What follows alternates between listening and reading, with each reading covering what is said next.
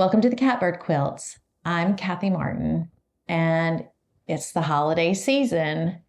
If you like to give one-of-a-kind gifts that are quick and easy and don't cost a lot to make, I've got 3 words for you. Fabric, button, magnets. Stay with me and let me show you.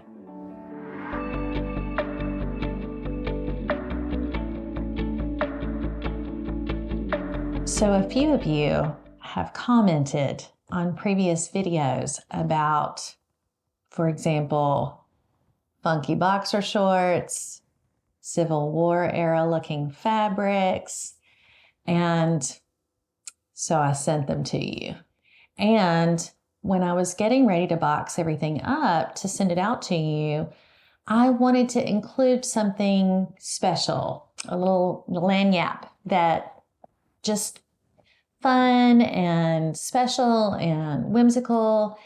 And I know that when I've ordered from like fabric bundles or whatever from online merchants, a lot of times they'll send a little sticker or they'll wrap it with a selvage, and it's just really meaningful. So I was racking my brain trying to come up with something special. And I thought that I wanted to maybe do magnets that have the little catbird quilt logo on them. Turns out you have to order 18 jillion of them. And good Lord, I'd never use them. But it made me start thinking about magnets. And I don't know if you've ever had an experience where you make fabric covered buttons, but the idea took root. I did a little searching and have come upon this idea. And I think that you will love making these and that you can use them for a variety of reasons.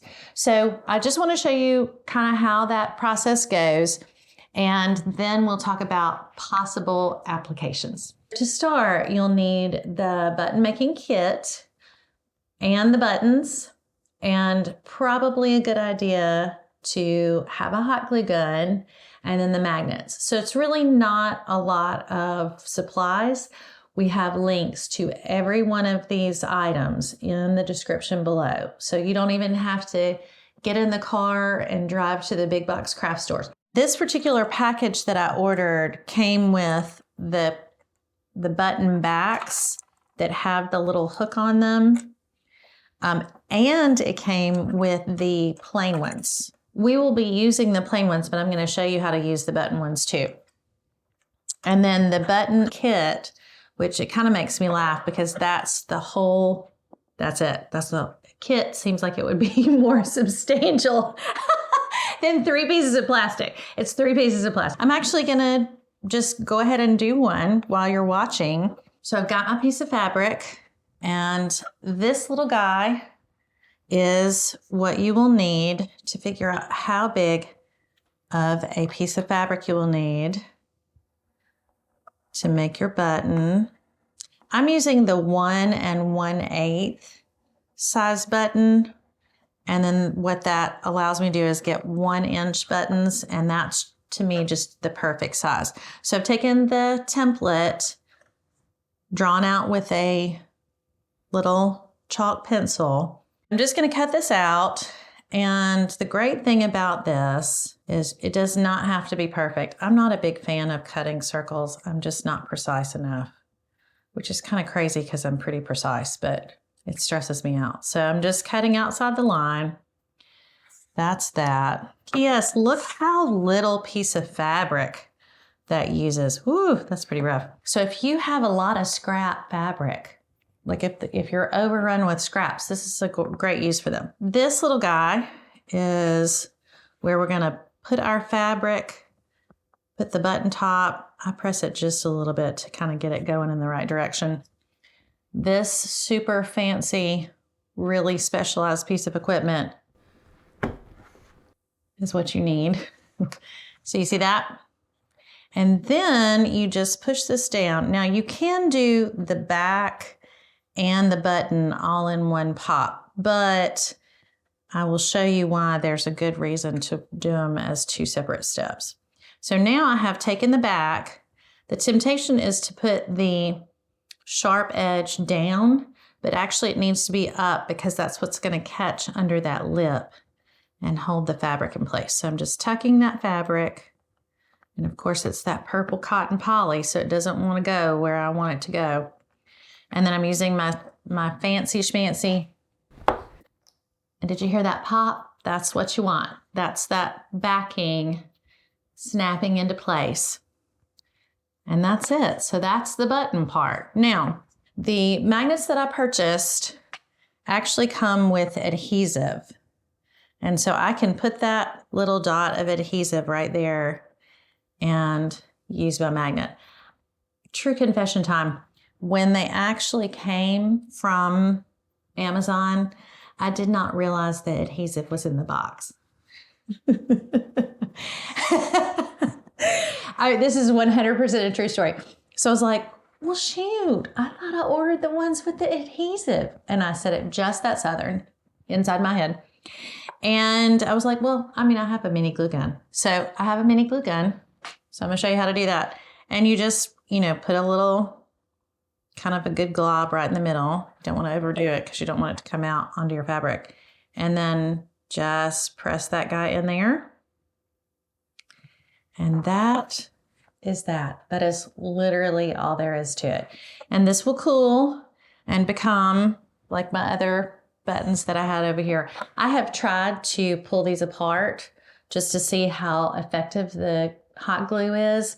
I have not been able to get it to come loose. If I stuck a knife in there, I could probably prise at least. If I'm having to work that hard, it's probably going to hold up on my fridge. It's my guess. So that's that. That's really all there is to it. I have learned a couple of tricks, of course, that I wanted to share with you.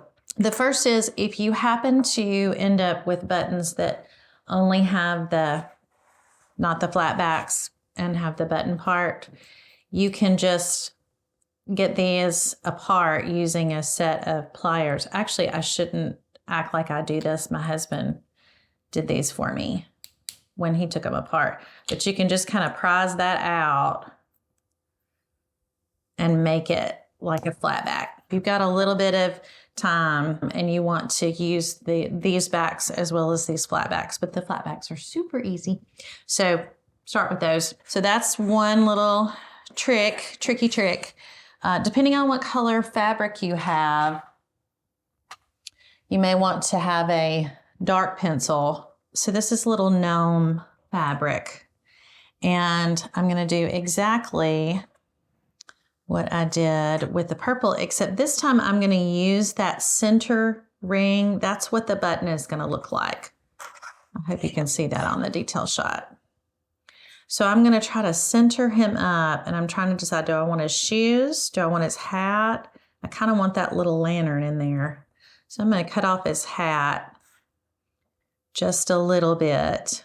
Do you see that? This is what the button is going to look like. So I'm going to actually mark here with my graphite pencil. And remember, this is the part that will get pushed down into the back, so it doesn't matter if you mark on your fabric. And I'm just going to cut out this little piece of fabric right here. For those of you who are new to my channel, and maybe you have found me and you're not a quilter, quilters call this fussy cutting, which makes perfect sense because you're choosing a part of the fabric design that you like, and you're fussily cutting out every other part except for that. So I just fussy cut that. And then I didn't have to worry about a right side, wrong side, or pretty side scenario with the buttons. But in this case, I obviously want to make sure that I turn my fabric correctly so that this adorable little gnome is in the right place. So what I'm going to do, actually, I'm going to lay this down and I'm going to put my part of my button kit over it. And that will give you, if you couldn't visualize it with this one, you can see. And so I'm going to turn this over. I'll line it back up so I can get that lantern one more time. He's going to be a little off center, but the lantern is going to be in there. So I just held that together. I've got my pretty side, my right side facing down. I'm going to put my button, try to keep it right in the center, and use my little tool. Now, before I go to the part where I stick the back in, I'm going to turn that over and make sure that I'm happy with the way that looks. And I am. So he's there. The lantern is right on the edge of the button, but I still think it's going to work. So now I can proceed with my backing. If I did not like that, just for argument's sake, that's the beauty of not going on and putting the back on while you're doing the original press. If I had put the back on, you can get them out, but it's a trick. You'd probably need a very sharp knife. So here we go. I'm going to do this again. And I actually recentered it. I don't know if you saw that. I like him better a little on the center. And then I'm going to fold that in just like I did before. So this is round 2 of this. Put my back. I'm just trying to make sure that all that fabric gets folded down in there. And this is such an easy process. If you recruited your family members, if you have kids or grandkids, they probably would be happy to help. So I felt the little thump. And then now I have made that one. So cute. I will tell you that after you make about 30 of these, your thumb might get a little tender. So I use some other specialty equipment. I put this in and I use my wooden spoon to do the pressure. So for those of you that are thinking, oh, I love this idea, but I have arthritis in my hands, or the thought of doing 50 of these makes my thumb hurt just watching. If you have a wooden spoon, or really good, I actually used our regular spoons from our silverware drawer, but they're pretty sturdy. So I wouldn't suggest that if you have the kind that bend when you get ice cream out of the thing. Not that I know anything about that. So I'm going to do my hot glue again. I guess I should probably try the adhesive and let you know if it works, but I guess I'm kind of a hot glue girl. And that is that. So there you go. There's my cutie little gnome. You can see, again, just how little fabric that uses. So sometimes when you have scrap fabric laying around and their pieces are just really too small to use in quilting, or you think, I'm just going to throw that away. Don't throw it away. Make fabric button magnets. So I'm going to clear this off, and then I want to show you some ideas that I had that might help you figure out an application for this. So we're right here at Halloween, and I don't know if your Halloween experience is like mine is, but it seems like we end up with Halloween parties or fall festivals and treat bags and need little cheap gifts to go with it. This was some fabric that I just had around the house. I had bought this spiderweb fabric. That one looks like that. This is just a dark shirt. So again, if you're new to my channel, I use men's dress shirts for fabric, not exclusively, but a lot. And so a lot of times when I break down a shirt, I end up with cuffs and collars and pockets and yokes, and they may be shaped too funny to use in a large piecing, but they're perfect for this. So this is, for those of you that have been with me, this is that little piece of the sleeve that it's like, how do you use that? And that's how you use that. This is a pocket. And I actually unfolded the little hem of the pocket, and that's where this guy came from. And then this is half of the yoke of a shirt.